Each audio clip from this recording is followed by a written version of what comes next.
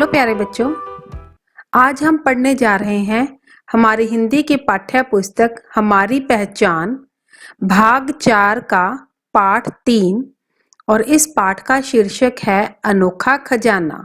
तो आइए शुरू करते हैं। इस पाठ में हम एक किसान और उसके तीन बेटों की कहानी पढ़ेंगे। तो चलिए शुरू करते हैं। बात बहुत पुरानी है। एक कृषक कन्हैया बड़ा परिश्रमी और कर्मठ था। वह कभी हाथ पर हाथ धरे नहीं बैठता था। प्रातःकाल से सायंकाल तक कुछ ना कुछ करता ही रहता था। उसके 3 पुत्र राम, श्याम और संजय थे। वे तीनों स्वस्थ और सुंदर थे, पर काम करना उन्हें अच्छा नहीं लगता था। तो देखिए, ये कहानी में हम पढ़ रहे हैं एक कन्हैया नाम का कृषक। कृषक होता है किसान। तो एक कन्हैया नाम का किसान था। वह बड़ा ही परिश्रमी और कर्मठ यानी कि हर काम में निपुण था। परिश्रमी यानी कि मेहनती। तो एक कन्हैया नाम का किसान था जो कि बहुत ही मेहनती और हर काम में निपुण था। वह कभी भी हाथ पर हाथ धरे नहीं बैठता था, यानी कि कभी भी वो फ्री नहीं बैठता था। प्रातःकाल मीन्स सुबह से लेकर सायंकाल शाम तक वो कुछ ना कुछ काम करता ही रहता था। और उसके 3 पुत्र थे, राम, श्याम और संजय। और तीनों ही बड़े स्वस्थ और सुंदर थे, पर उनका किसी काम में मन नहीं लगता था। आगे, कन्हैया खेत में, बगीचे में और घर पर भी काम करता था, किंतु उसके तीनों पुत्र विशाल वट की छाया में बड़े बैठे गप्पे हाँकते रहते थे। अरे तुम काम क्यों नहीं करते? कन्हैया का हाथ क्यों नहीं बटाते? अक्सर पड़ोसी उनसे पूछा करते थे। क्या आवश्यकता है? बड़ा बेटा राम तत्काल उत्तर देता है, बापू तो हमारा ध्यान रखते ही हैं। तो एक बार वो कन्हैया क्या था, खेत में, बगीचे में और अपने घर पे सारे काम करता था, परंतु उसके जो तीनों बेटे थे ना, विशाल मतलब बहुत बड़े एक वृक्ष के नीचे बैठकर गप्पे हाँका करते थे, यानी कि इधर उधर की बातें करते थे। तभी कुछ पड़ोसी उसको हमेशा आकर पूछते थे उनको कि तुम ऐसे हाथ पर हाथ धरे बैठे रहते हो, कि तुम अपने पिताजी की मदद क्यों नहीं करते? तुम कोई काम क्यों नहीं करते हो? जैसे पड़ोसी उनको बोलता है, तो उनका बड़ा बेटा जो राम है वो तत्काल तत्काल यानी कि तुरंत उत्तर देता है कि हमारा बापू हमारा ध्यान रख तो रहा है, हमें काम करने की क्या जरूरत है। फिर देखो क्या हुआ।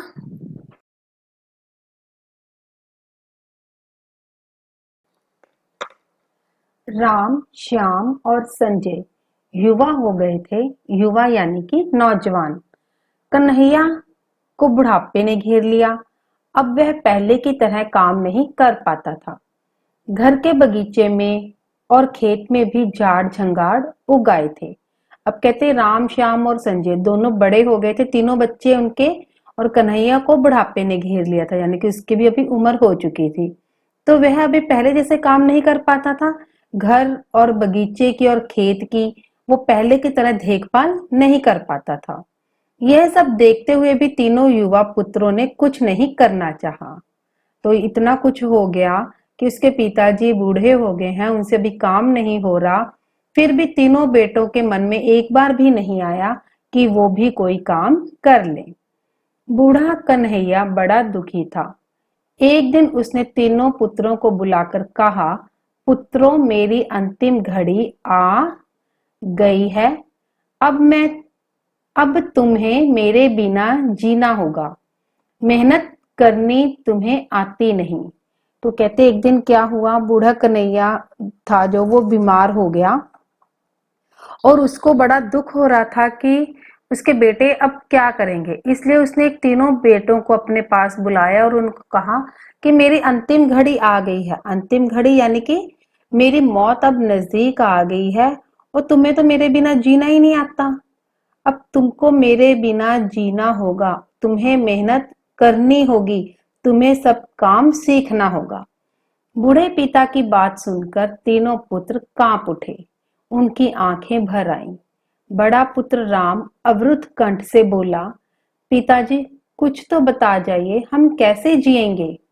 तो जब बूढ़े पिता ने कहा कि मेरी अंतिम घड़ी आ गई है, अब तुम लोगों को मेरे बिना जीना होगा, तो तीनों पुत्र कांप उठे, यानी कि वो डर गए भी, अरे अब पिताजी के बिना हम सब क्या करेंगे।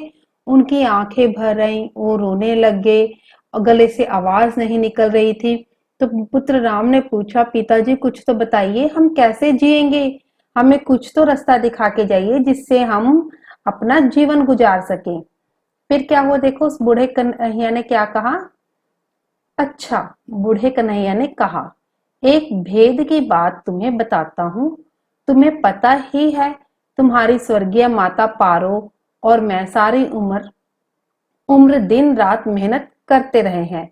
वर्षों के परिश्रम से हमने सोने की मोहरों से भरा एक घड़ा जमा किया था। वह घड़ा मैंने घर के पास ही जमीन में गाड़ दिया था, पर अब मुझे याद नहीं आ रहा कहाँ गाड़ा था। उसे खोज लेना, तब तुम लोग चैन की जिंदगी बसर कर सकोगे। अब देखो, उस बूढ़े कन्हैया ने उनको क्या कहा। कहता चलो ठीक है, मैं तुम्हें एक रहस्य की बात बताता हूँ।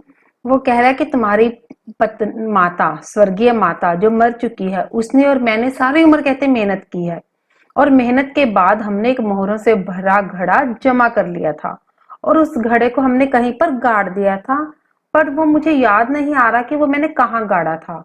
तुम लोग उस घड़े को खोज लेना, तो तुम्हारी जिंदगी चैन से निकल जाएगी। अब देखो फिर क्या हुआ। इतना कहकर बूढ़े कन्हैया ने दम तोड़ दिया। राम, श्याम और संजय फूट फूट कर रोने लगे। पड़ोसियों ने धीरज बंधाया, धीरज यानी कि हौसला दिया। राम ने पिता का अंतिम संस्कार किया। कुछ दिन शोक में बीते। फिर राम बोला, चलो भाइयों, अब मोहरों से भरा घड़ा खोजें। तो अब बूढ़ा कन्हैया मर गया था, पिता का अंतिम संस्कार किया गया, और कुछ दिनों के बाद राम ने कहा अपने भाइयों से, चलो अभी हम मोहरों से भरा घड़ा खोज लेते हैं। तीनों पुत्र फावड़े लेकर घर के पास की जमीन में गड्ढे खोदने लग गए। फावड़ा होता है मिट्टी खोदने वाला औजार। लेकिन सोने की मोहरों से भरा घड़ा कहीं दिखाई नहीं दिया। तब श्याम बोला, भाइयों, हम ऐसे खोदते रहे तो बापू का सोने की मोहरों से भरा घड़ा कभी भी नहीं खोज पाएंगे। चलो घर के चारों ओर की सारी जमीन खोदते हैं।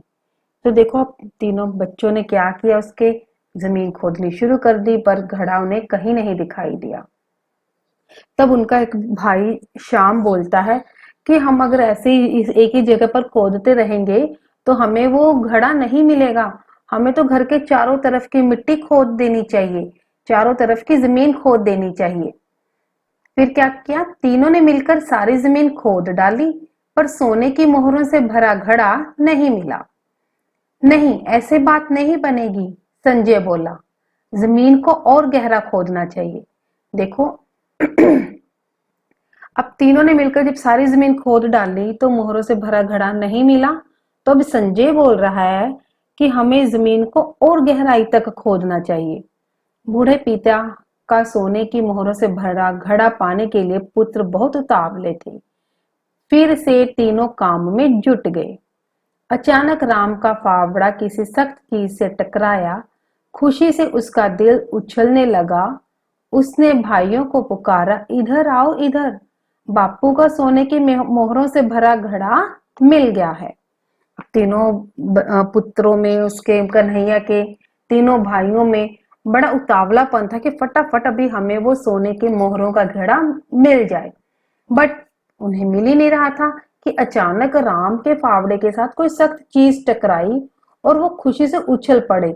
उनको लगा कि हमें सोने की मोहरों से भरा घड़ा मिल गया है। वास्तव में क्या था वो देखिए। संजय और श्याम दौड़े दौड़े आए। वे बड़े भाई राम की मदद करने लगे।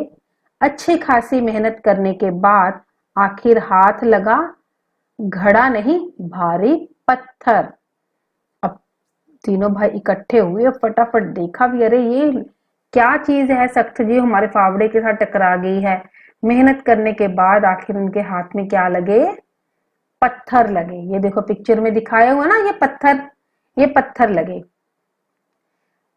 क्या करें इस पत्थर का, इसे अब यहीं थोड़े ही पड़ा रहने देंगे, चलो इसे खड्ड में फेंक आते हैं, राम ने कहा। अब उन्होंने पत्थर को खड्डे में फेंकने के लिए सोचा। तीनों भाइयों ने ऐसा ही किया। वे पत्थर फेंककर फिर से जमीन खोदने लगे। सारा दिन काम करते रहे, ना खाने पीने का होश रहा, ना आराम का, पर सोने की मोहरों से भरा घड़ा नहीं मिला। अब तीनों भाई सारा दिन यही काम में लगे रहते थे, पर इतनी मेहनत के बाद भी उनको सोने की मोहरों से भरा घड़ा नहीं मिला। फिर देखो क्या हुआ। सारी जमीन तो हमने खोद डाली, राम बोला, अब यह खाली क्यों पड़ी रहे, चलो अंगूर की बेलें बो देते हैं। अंगूर की बेलें रोपकर वे उनकी देखभाल करने लगे। कुछ समय बीतने पर बेलों पर अंगूरों के बड़े बड़े गुच्छे लग आए। तीनों भाइयों ने अच्छी खासी फसल बटोरी और उसे बेचकर ढेर सारे रुपए कमाए। अब क्या हुआ, जब सारी जमीन खोद डाली उन्होंने, तो राम ने क्या कहा, जब एक सारी जमीन तो हमने खोद डाल ली, अब ये खाली क्यों पड़ी रही, चलो इसमें हम अंगूर की बेलें ही बो देते हैं। और फिर उन्होंने अंगूर की बेलें बो दी, उनकी देखभाल करने लगे और कुछ समय बाद वहां पर बड़े बड़े अंगूरों के गुच्छे उगाए। अब तीनों भाइयों ने उस फसल को, अंगूरों को काटा और उनको बेचकर ढेर सारे रुपए कमा लिए। तब राम बोला, हमने जमीन बेकार ही नहीं खोदी थी, हमें वह खजाना मिल गया है जिसकी बात बापू ने मरने से पहले कही थी। तो बच्चों, अभी उनको समझ में आ गया कि उनका पिताजी कौन से सोने के घड़े की बात कर रहे थे। अब राम ने बोला कि हमने जमीन जो खोदी थी वो बेकार नहीं गई, हमें हमारा खजाना मिल गया है। असल में यही हमारा खजाना है जिसके बारे में हमारे बापू हमें मरने से पहले बता गए थे। तो बच्चों, इसमें उनके बापू ने क्या किया, एक झूठ बोलकर उनको मेहनत करना सिखाया और उस मेहनत का फल उन तीनों भाइयों को मिल गया। तो इसलिए हमें हमेशा मेहनत पर ध्यान देना चाहिए, मेहनत करनी चाहिए, हर काम लगन से करना चाहिए, क्योंकि फ्री बैठकर हमें कुछ नहीं मिलेगा। अगर मेहनत करेंगे तभी हम सब कुछ पा सकते हैं। मैं आशा करती हूँ कि आपको ये वीडियोस अच्छे से समझ आ गई होगी। धन्यवाद।